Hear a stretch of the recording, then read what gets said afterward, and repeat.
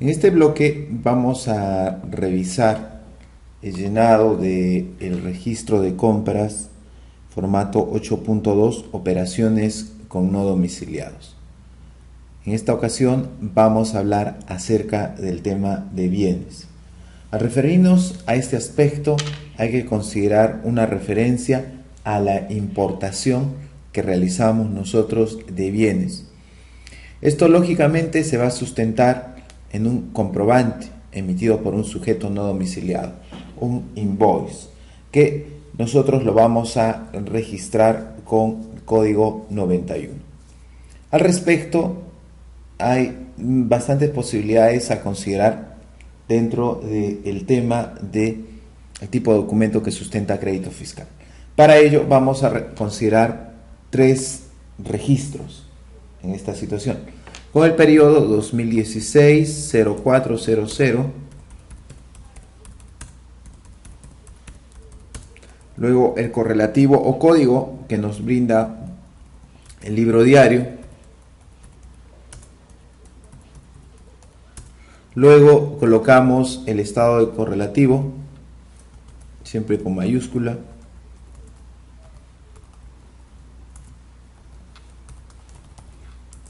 que lo asigna el sistema. Una vez que tenemos esta información, colocamos la fecha de emisión.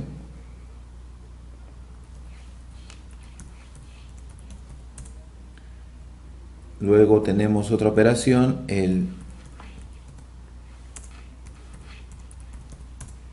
y finalmente 10/04/2016. Hasta ahí tenemos la información básica. Esto se ha hecho con un comprobante no domiciliado, por lo tanto en tipo de comprobante nosotros vamos a tener que colocar el código número 91.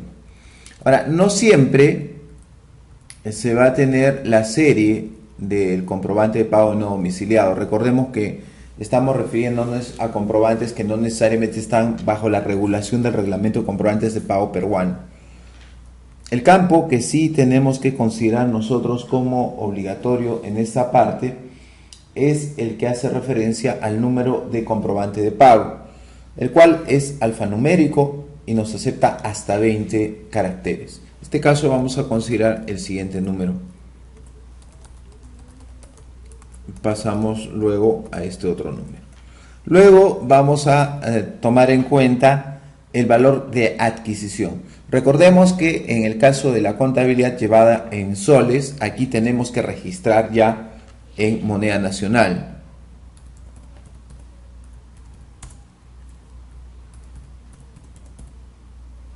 Como estamos observando aquí. Listo, una vez que hemos registrado esos importes, vamos a considerar el importe total de la transacción.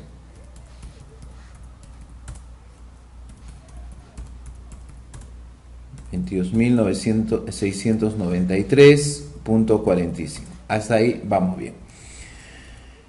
Tratándose de bienes, estos campos que nosotros tenemos aquí, el que se refiere al 11, 12, 13, 14, son de carácter opcional, pero su omisión no necesariamente va a significar obligatoria, si podemos decir así, en todos los casos.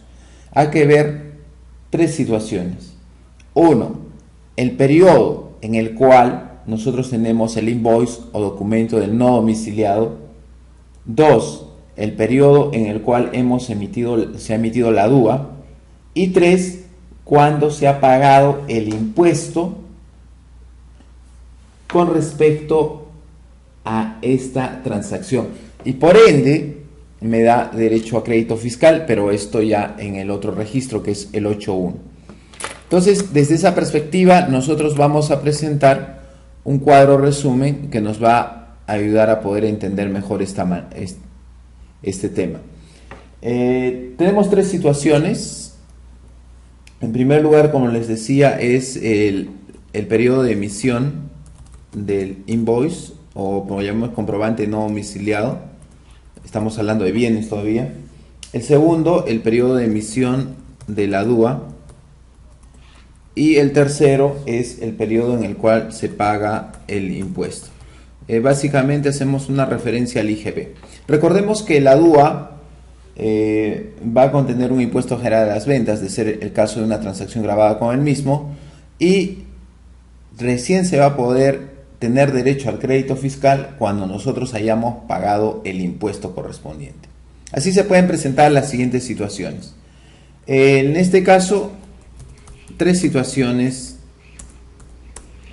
En las tres, la emisión del comprobante de no domiciliado ha sido abril, haciendo una referencia al invoice. Luego, con respecto a la DUA, nosotros tenemos las siguientes situaciones: que la DUA se haya emitido en abril y que el pago del impuesto también se haya hecho en abril. En este caso sí debo referenciar.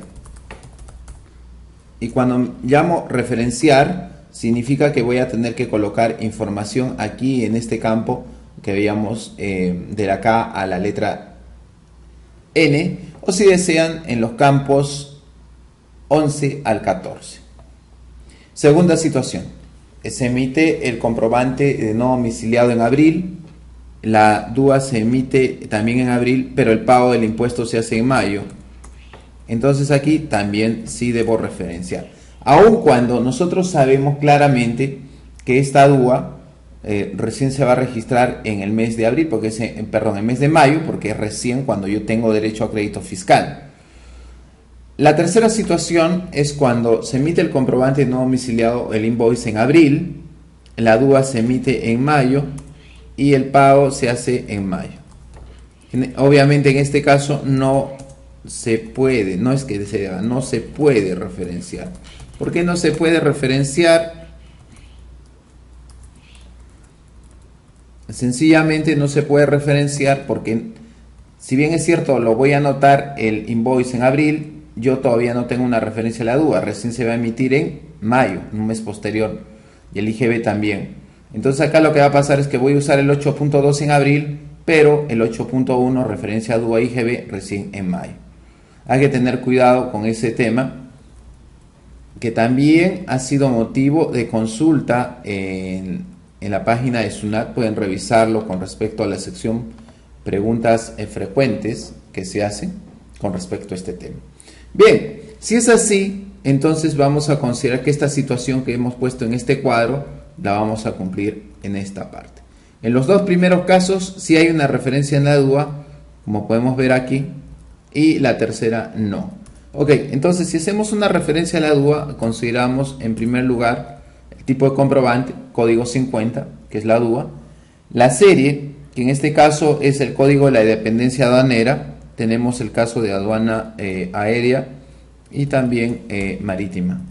El año, obviamente, es 2016, y el número de la DUA. Número de comprobante de impuesto, eso lo utilizaremos de manera posterior cuando hablemos del tema de servicios. En este caso la primera DUA es la 033192 y la otra DUA es la 011152.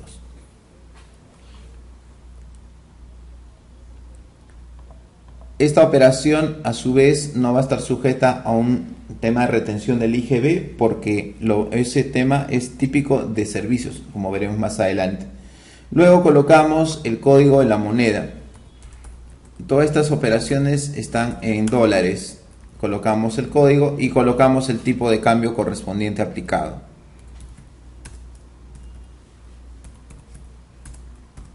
Estamos colocando ahí unos datos supuestos en el tipo de cambio.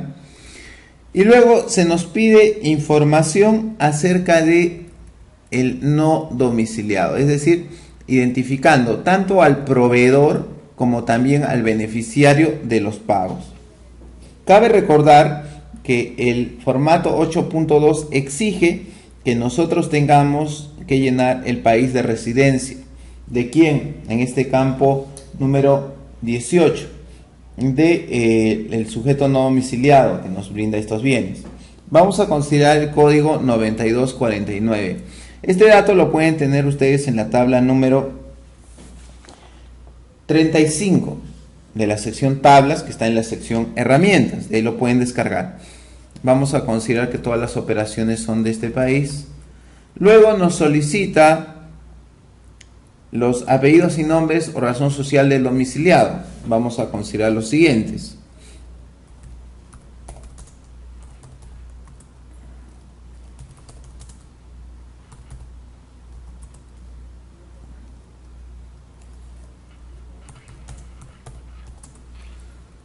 También el campo 20 nos pide el domicilio, pero en este caso es no domiciliado, pero en este caso es optativo.